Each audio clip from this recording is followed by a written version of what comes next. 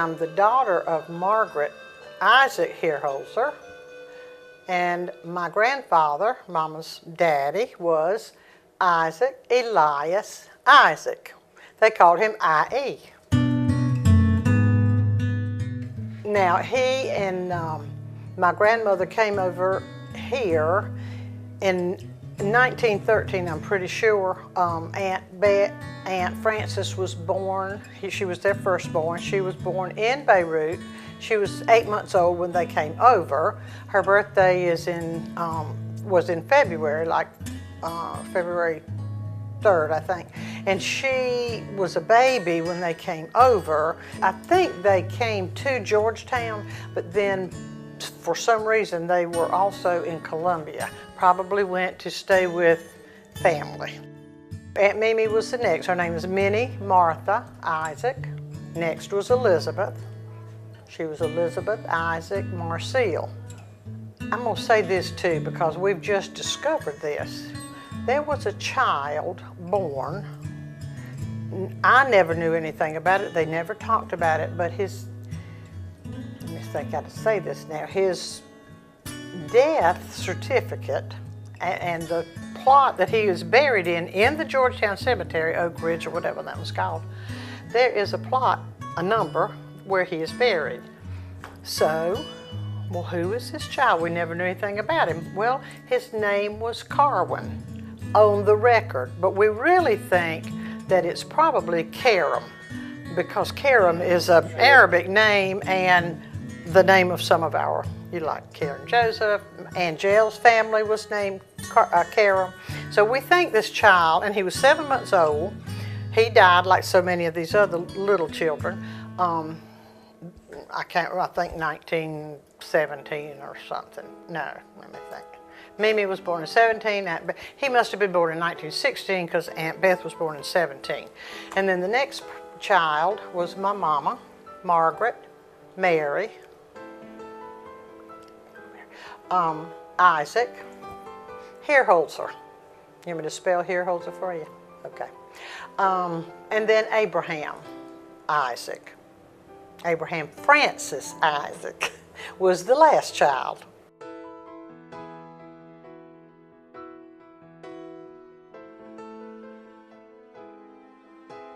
Mama was a triplet. Her sisters were Agnes and Helen. They're buried in that cemetery in Columbia.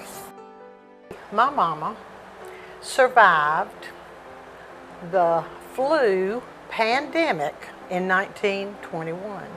These other children died at age 3 and 5 months. They were born in January 10th, 1921, and they died in like March and April. I believe that's right. Well, now tell me this, if these people are immigrants coming to Columbia, and my grandmother has triplets, of course they didn't know that she was going to have them. And my granddaddy was so funny, as Mama tells it. He says, in Arabic, I won't say what he said. I do know how to pronounce those words, but I won't say. Anyway, he was so, this is like animals, he said. Like a dog having babies. So anyway, they were born January 10th, 1921. Then the other two died later. So Bobby Isaac, who was, some kind of, he did a lot of research and study. But anyway, he said, when I was telling him that at Mama's funeral, he said, well, he said, that's when the big flu pandemic was in this, maybe the South or in this area. So that's how they died. Now, so I'm going back to say, can't you imagine these immigrant people having triplets in probably a relative's home in Columbia, because they really were here, I think. Well, those babies, no doubt, were either in the same crib, the same bed, the same pallet on the floor, who knows where, back that many years. And my mama, no doubt, would have been within the same respiratory problem, because that's what it said on their death certificate, respiratory something. My grandmother died when my mama was 5, so that would have been 1926, I guess. So she died. So here's Mama. Survived the triplets, survived all this stuff. I always say she was really a survivor. Then the Mama dies in 1926. Mama's 5 years old. They still have another child, Uncle Abe, who was like 2 years younger than Mama. And so my granddaddy raised 4 girls and a boy with no wife. What a man. Mm. That's amazing. Now, Aunt Catherine, Beverly's mama, was his sister-in-law, so no doubt she did help. She was like a surrogate mama, you know, but I'm not sure where they lived. Mama and I actually was born on Merriman Road where they lived, where their home was. I was born in their house in 1943. Trying to think, when was I born?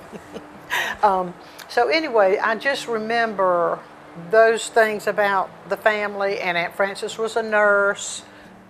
Anybody that is a Lebanese person can tell you that Aunt Frances was their nurse at their home, kind of like Dr. John. If you had anything wrong with you, Aunt Frances was the person that would go to take care of you no matter what time of day or night. You didn't have to worry. If you were sick, Frances knew how to take care of you, and she did, with love in her heart. She was what a real nurse is all about. I do remember the times that are so memorable are the times that at Easter time, do we all tell that same story? Yeah, that's a good story. And Mary Louise's grandmama, granddaddy, Miss Catherine, Mr. E.C., you always went to their house. They were the sweetest things. Both, I mean, they were all sweet people, but Miss Catherine was really a love, and Mr. E.C. too. So we went to Aunt Catherine's and Uncle Thomas, and just Auntie Selma, and John was her husband. And just every Easter, you went to everybody's house. You just took turns. Nobody called. Didn't have telephones probably, and they didn't call. They didn't, have a schedule. You just showed up whenever you could, and you ate and holy smoke, enjoyed all that, all those good Lebanese Easter dishes. Mm.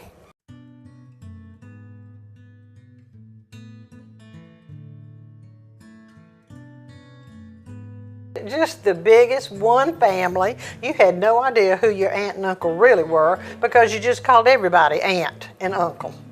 And it wasn't like it is today with everybody knowing the genealogy, because we have these little trees, and so we know where people go. We didn't know all that. It did not matter.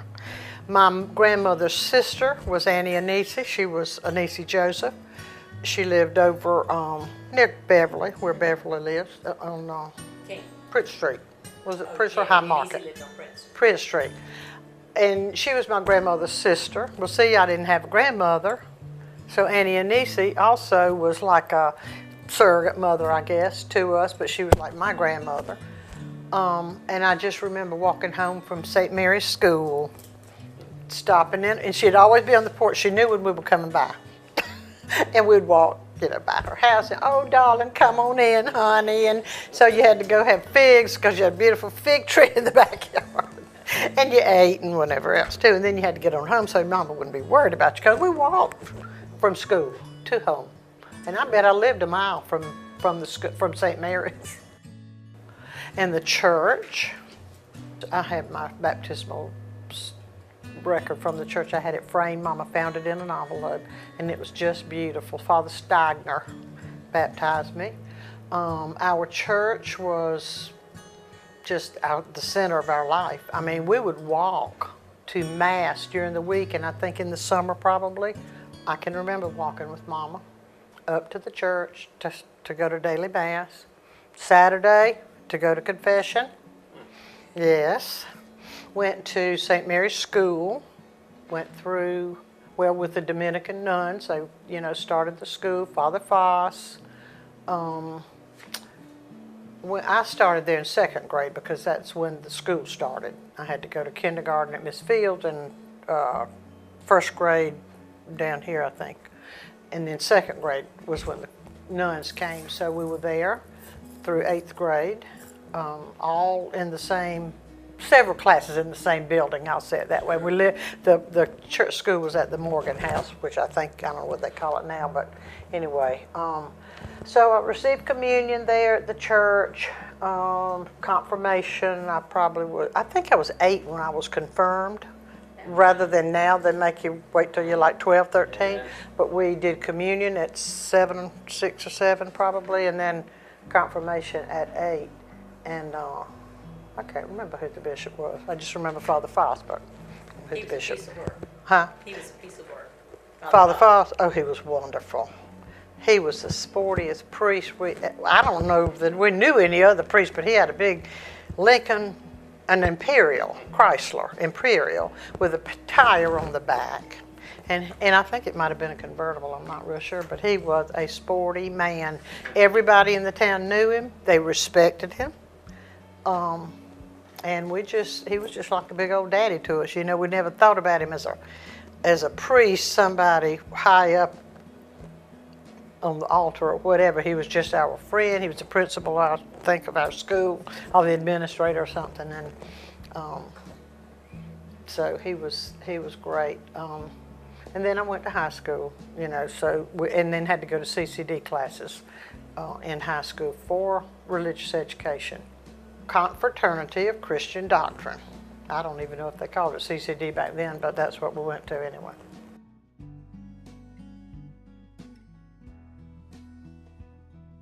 Well, my daddy worked at the news store. He was an appliance repairman, but he specialized in electronics rather than repairing washing machines and whatever, but more of the radios, televisions. And as it turns out, back in, I think now, way early 50s, I guess, is when the TVs first came about. And news store had TVs. We had the first television in our home. Since we had probably the first television in Georgetown, because he was there, and we did not have a big home. We had a small home. I can't tell you how many people packed in our living room to watch the TV. The children, I think, had to end up leaving because all the adults watching whatever they watched, I don't know. But anyway, so Daddy worked at the news store. He was a big fisherman.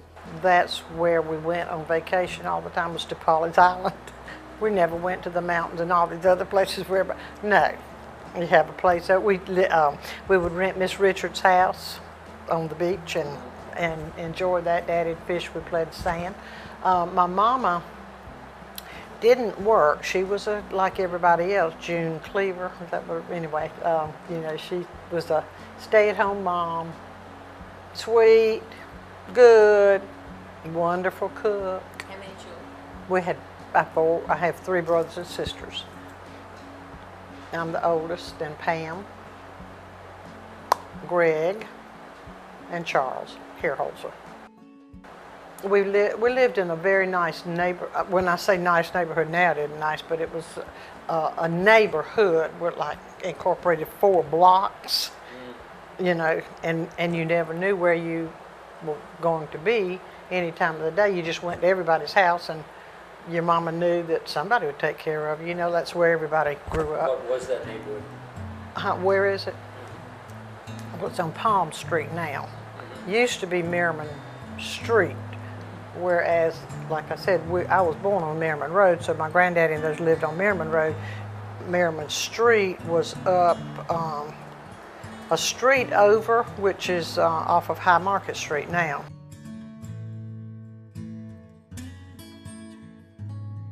Aunt Mimi was, yes, Mama's sister. She worked at the paper mill. Uncle Abe worked at the paper mill. Aunt Frances worked at the paper mill. Aunt Frances was the industrial nurse there, the head nurse. Aunt Mimi worked in the time office, maybe is what they called it. She was a stenographer, and Uncle Abe worked across at the accounting department. I think that's what you call that.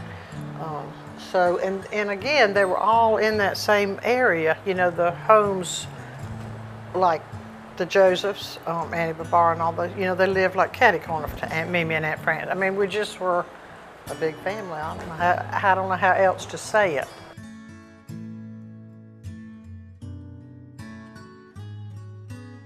Well, Front Street had, I remember Miss Jo Cosmo, for one thing. She is Bobby Isaac's grandmama. Her name was Wadia, I think, but we always call her Miss Jo, and her husband was Mr. Joe. And I'm going to school at St. Mary's, walking home. We always walked down Front Street, and we always went to Miss Jo's store because she would always be standing out there. She had pigeons out on the that she fed those pigeons, and she was always out there. And when you were coming home from school, she was out there waiting on you. Come on in, darling, and she would, you know, take you in, talk, had something to eat, and she always sent you home with a little penny bag, whatever those little brown bags are, with candy. Well, Jane Assey and Edward Cosmo, now Edward would have been her grandson.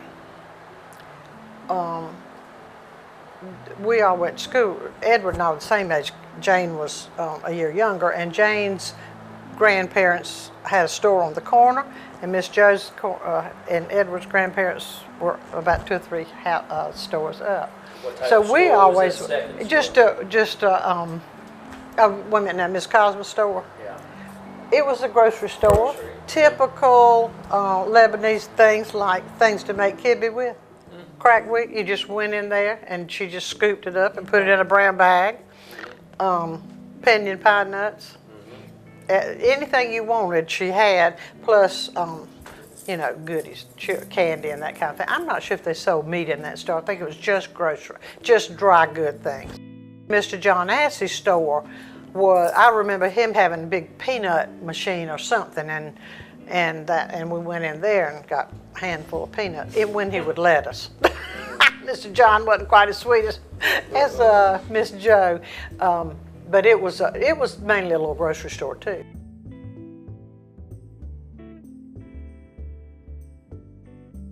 So he had a cafe, and I remember them talking about the cafe, and the girls worked in there, and it must have been when the war broke out or something, because I remember him Mama talking about these sailors and people coming in, and that granddaddy was like, "You don't look at my daughter."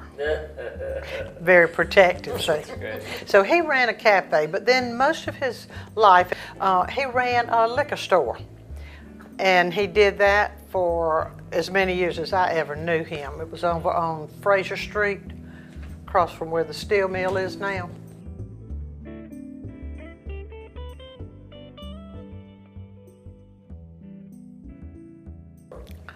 You know, I'm just learning about this. I always wondered, why did they come to Georgetown? Right. Well, it had something to do with ice.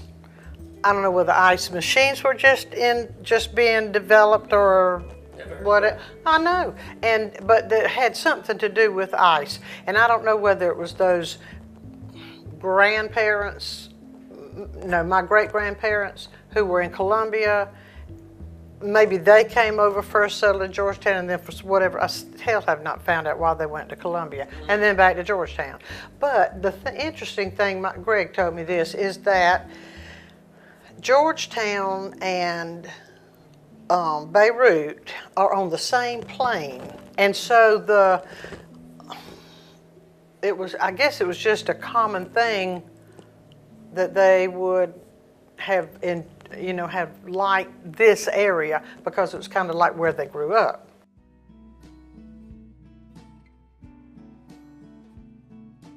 In that house where my granddad on Merriman Road, it was. Hospital here yet. Didn't have a hospital. Born there, and Aunt Frances and Dr. John, not Uncle John. Dr. John delivered me.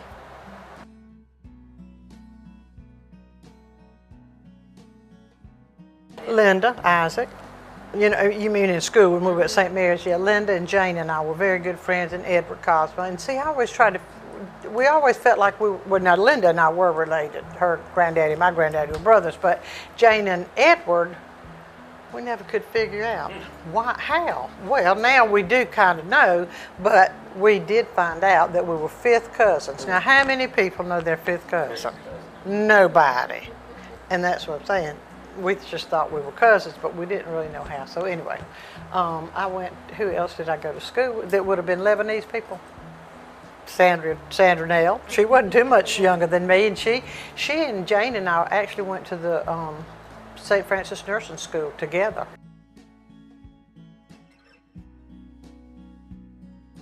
When I went to the high school, I had finished Catholic school at 8th grade, and then when I went to the high school, there were a lot of people that I didn't know, but Georgetown was so small, yes, I did know them. Yeah, you know, sure. we were kind of just, you know, a family that a lot of people knew, I guess. And I can't remember really being prejudiced about being Lebanese, but now about being Catholic, yeah, they knew I was Catholic, and they would talk about that. And I can't, let me think now, when was John Kennedy? When was 62, so I was already out of high school, but is that when he was shot? Okay, but when was he a president? 60 was the election. In 60, and I graduated in 61, so I can remember being in geography maybe, or history or something classes, and oh, you're just going to vote for him, or your family's going to vote for him because he's Catholic. Yeah, sure. Hope will take over. Well, I don't think so, but yes, he is a good fellow, and yes, we will vote for him. Thank you. Thank you very much.